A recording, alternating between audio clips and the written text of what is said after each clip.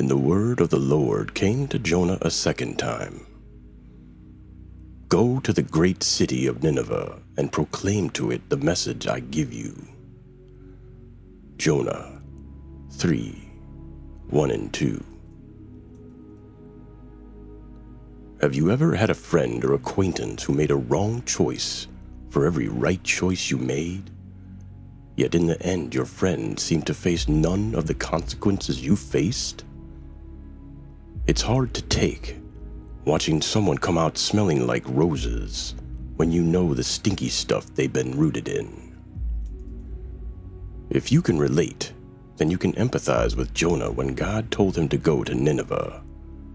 Now, that was not just any field of service for the ancient prophet. It was Israel's greatest national enemy. The Ninevites were citizens of Assyria, a brutal nation to the east, and Israel's greatest threat. It's no wonder that when the people of Nineveh did clean up their act, Jonah was distressed. How could God sanction the redemption of a country like that? It didn't seem fair. And in truth, at least from Jonah's perspective, it probably wasn't. It's tough to just do what's asked of you and leave the fairness issue to God, isn't it?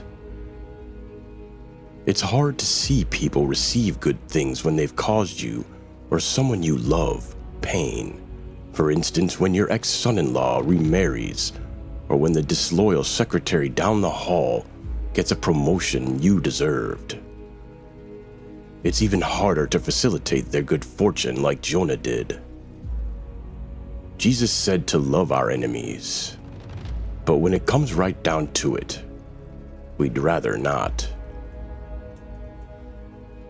How do we get past our feelings and wish our enemies well? We grace them with the same kind of mercy with which God graced us, without expectation of getting anything back in return. We focus on God and on the good things He has given us and done for us. The key to countering the envy of another's fortune is to be grateful for our own. And when we do that, we let go of the part of God's job that we'd like to do, the finger pointing. It's just too hard to do our own work, and God's too. And He does it so much better. Since we don't have His insight into the hearts and minds of those people we'd like to judge and condemn, it's better for us to just push aside our limited understanding of justice and just trust Him instead. As we wrap up, I want you to reflect on these 3 questions. First, think about feelings you've had toward people who live under a completely different set of values than you do. How do your feelings for them compare to the love God has for them?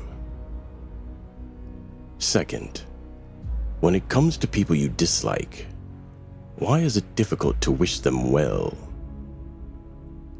And finally, what keeps you from being able to leave that person solely accountable to God?